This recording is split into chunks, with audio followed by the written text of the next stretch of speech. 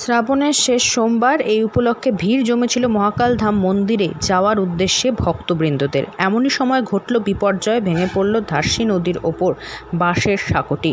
পুণ্যার্থীদের সুবিধার জন্য নৌকার ব্যবস্থা করলেন মন্দির কমিটির সদস্যরা। ঘটনাটি মহাকালগুড়ি এলাকার।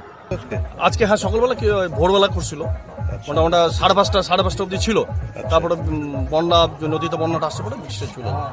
এখন যাতায়াত আমরা নৌকা পাটাপাট করছি। কি গ্রাম পঞ্চায়েত থেকে না সাধারণ? না, গ্রাম পঞ্চায়েত থেকে না, এটা আমাদের। বড় ধরনের দুর্ঘটনা থেকে রক্ষা পেয়েছেন শতাধিক পুণ্যার্থী। নৌকায় চেপে পুণ্যার্থীদের মহাকাল ধামে যেতে হয়েছে এদিন।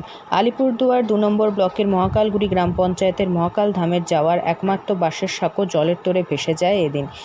ধারসি নদীতে এসে মেশে ভুটান পাহাড়ের জল, যার ফলে ভয়ঙ্কর রূপ নিয়েছে নদী।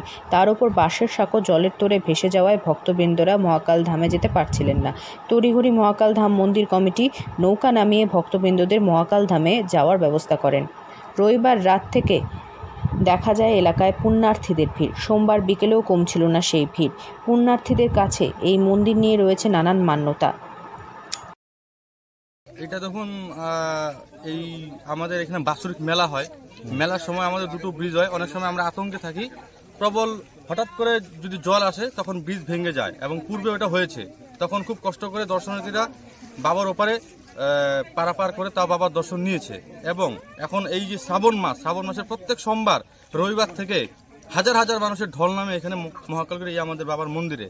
এবং এইবার এই শ্রাবণ মাসে 2025 3 দিন আমাদের বাঁশের সাঁকোটা ছিল, কিন্তু আজকে লাস্ট সোমবার ভোর 5:30টায় অতিরিক্ত জল আসায়, যেটা ভুটান থেকে অতিরিক্ত জল আসে এই ধারসি নদীতে, তখন কিন্তু ওই ব্রিজটা ভেঙে যায়। আমরা অনেক চেষ্টা করেছি, কিন্তু আমরা ব্রিজটা আটকে রাখতে পারিনি।